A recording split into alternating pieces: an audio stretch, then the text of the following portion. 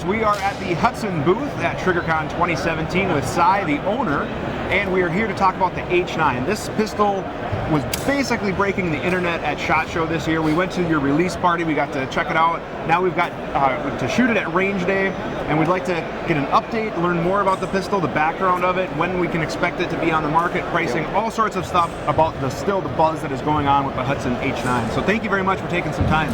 Thank you to the Guns and Tactics viewership. Thank y'all so much, and thank you guys for having me on here. Oh, it's awesome. You know, we love to cover innovation. That's what TriggrCon's all about at this show. So we're seeing a lot of cool new products, and like I said, the buzz on the internet is still about this gun. It's been awesome. So a lot of people wondering, like, how did y'all create that buzz? And I would actually say that we didn't. It was the gun guys, the guys who got excited about the design, saw the design for what it was, and then supported us. So for everyone who made that happen for us at SHOT Show, that was amazing. Thank you. And I'll say here at TriggrCon, it's been a steady line of guys who are like, I didn't get to see it, I haven't seen it yet, I've been looking forward to it since SHOT, so it's been awesome to finally get their hands on it. Yeah. Actually try the trigger, which, you know, a lot of people are pretty excited about. You know, it wasn't quite what I was expecting. You know, it's a striker gun, so I'm kind of expecting a little bit of mush, a little bit of take up, a roll, break. Yep. And it was almost, the best way I think I would describe it in my head is like a two-stage 1911 trigger. I'd say that's pretty accurate. Yeah. What I've been saying, guys, true 1911 purists are coming up and they're like creeping up on that safety, like it's not going to feel like you want it to. Yeah. Or a Glock guy's just pulling straight through it. If you treat it more like a two-stage AR trigger, you go straight through that safety and you get it to the pressure wall and then break clean through. And then you go to that 0.115 inches of reset, and you get right back on that trigger ready to go. Yeah, and the reset was very short, very crisp.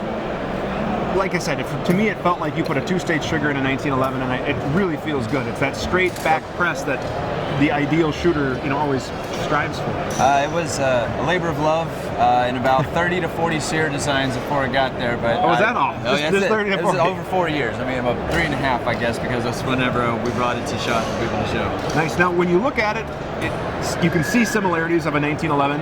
Yeah, the design aesthetic, obviously we're big Browning fans, and obviously we didn't want anything to off-put anyone. I've just seen a lot of pistols during our case studies and all of our research. People like their guns the way they like their guns, and we like our guns the way we like them. So we wanted to definitely appeal to people what they know, what they trust. That's why we went with the full-size recoil spring instead of something like even a double. We didn't even mess with that right now. We went with the proven locking block on the barrel, even though there's a lot more under the hood. Sure. But obviously you're wanting to know about why does it look completely different also. That was my question. We talked about off camera. The reason you have the enlarged dust cover, obviously there's a reason for that. And I was kind of hoping you could tell our viewers a little bit more about some of the science that is under the hood. So the reason we went with it, form followed function. We didn't just say, hey, let's make a Blade Runner pistol. Let's not let Judge Dredd was our design aesthetic. No. Form followed function. We had our design requirements that we had a 1911 style trigger and a low bore axis and a full-size slide. And obviously we love all of our pistols. Obviously we love pistols, or we wouldn't do that. Full-size slide, a lot of that inspiration came from like the Jericho, the CZ75, where a lot of guys that just love those guns, they still want a little bit more to grasp onto, so full-size slide was a design requirement. But once you slap a full-size slide right on top of the trigger guard, well, you have very little real estate, so we had to move all of our mechanical action down and forward. So this is our locking lug, and this is our front of our barrel. And whenever we do that, we have to make sure that we have enough room for our full-size recoil spring, because if we had to come out with like a pneumatic system or something off the wall, something crazy, we would be that new guy trying to do too many new things. Sure. So we wanted something people knew, trusted, and loved. And that's a full-size recoil spring with enough room down there to prevent binding, to prevent any issues that we would have. And so what that results in is a very flat shooting pistol. So whenever you're looking at what's happening during your shot process, during your cycling, the low bore axis, that accounts for the reciprocating mass of the slide during your shot. So muzzle flip, muzzle rise, it's torque about the wrist. Your wrist is your pivot point, everything's torquing. And so you get that up as high as possible so that your moment of torque is reduced. Well, there's a second moment. It's whenever that slide bottoms out on your recoil spring. Whenever your slide bottoms out on your recoil spring, on the frame, it's sharp. It's the final moment, and then it returns back. Well, ours bottoms out below the plane of the wrist. down here as opposed to above the plane of your wrist. So it creates less torque about your wrist, meaning that it returns, it has to shoot flatter. I am not a big math, science, physics guy, as probably you can tell by my Mississippi accent, but let me tell you that it actually makes sense and it actually works that way.